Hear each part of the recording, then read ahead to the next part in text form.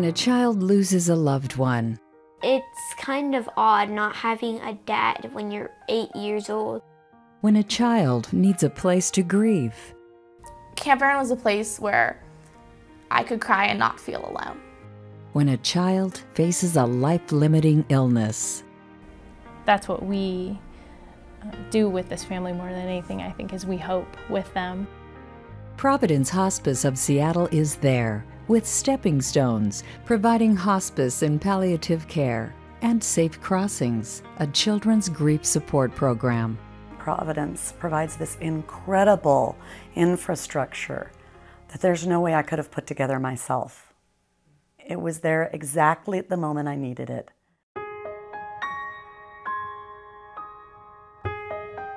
That moment began about a year ago when Alex received a call concerning her husband, Naval. So I hung up the phone and I called the kids right into here and I pulled them together and I said, "Kids, I have to tell you that Daddy's collapsed and we need to say a prayer for him right now." Naval died within hours of a massive heart attack, leaving the whole family in shock. As the weeks and months passed, Alex realized her children needed a way to share their grief. They found it with Safe Crossings. Shavana didn't want to talk at all, and Rohan wanted to talk all the time. And then one day, Rohan came to the dining room table, and we were having dinner, and Rohan said, "You know, I'm starting to forget Daddy." And that's when Shavana realized she needed to start telling her stories. So what is something that you guys liked about group? And Lulu reiterated that to her, that this is how we honor your dad, this is how we remember him, this is how Rohan will remember. One thing that I did with this family is help to talk with Alex, their mom, about ways to preserve their dad's memory. This is me and this is my dad, and see if our hands are touching, so.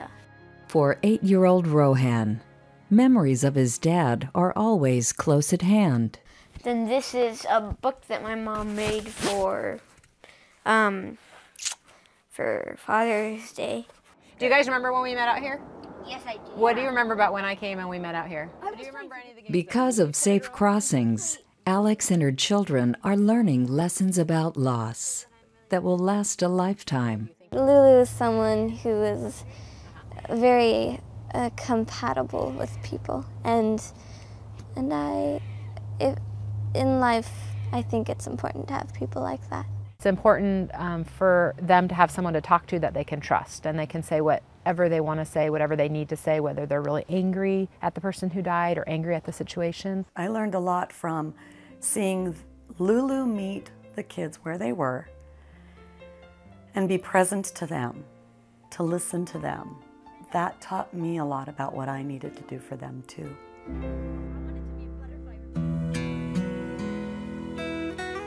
We spend time talking and listening, sometimes doing, just being together, and I think those are the most important moments in our visits. Visits from the Providence Hospice team bring comfort to 13-year-old Mai Lin. Though she's completely bedridden, it wasn't long ago Mai Lin was a typical teenager. She was pretty outgoing, full of life. But her parents noticed that Mai Lin fell frequently, and then the muscles in her face seemed weak. They took Mai Lin to Seattle Children's Hospital. They received a devastating diagnosis.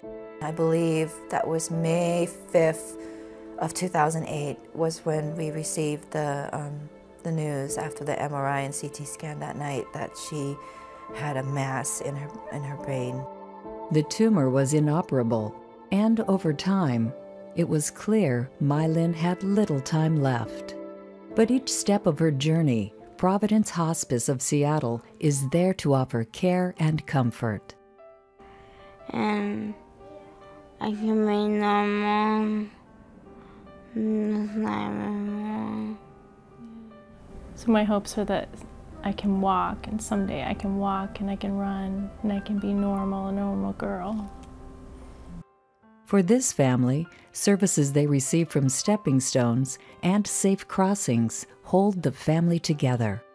Our families have extraordinary financial issues going on because of the illnesses in their family or the illness of their child. So we're able to support them with that as well as with just medical assistance. The only reason why we're able to be as strong as we are is because we have that support and the resources to help us out.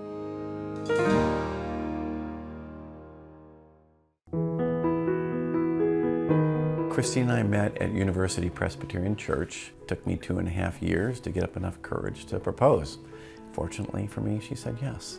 Life was perfect for Tom and Christine and their 2 young girls, until something happened that seemed so minor, suddenly changed their lives forever. And then we got the call after she went to the dermatologist that what seemed to be an unusual mole turned out to be metastatic melanoma. For Christine, it was the beginning of a 4-year battle, a battle she fought with courage and grace. She's definitely a bright, positive person. She was so selfless.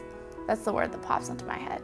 She was always holding on to hope for the miracle, but we knew that this was not going to turn out well.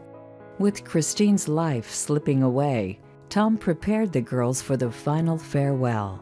One of the hardest things was telling the girls,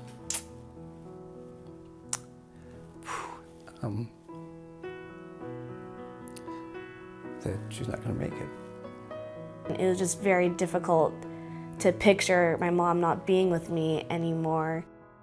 After Christine died, Tom discovered through Safe Crossings a very special place called Camp Aaron, King County. They were reluctant. They didn't want to go and probably talk about hard things about their mom, but their experience was amazing. At the end of the camp, it was the best possible thing that would ever happen to me after my mom died, because I realized that I wasn't alone. For me, Camp Aaron helped me see past the sickness and see past all of the sadness and the anger and the depression that I had previously felt about my mom's death. I mean, that was all I could think about sometimes. And it really clouded the memories of her life that I had that were so great.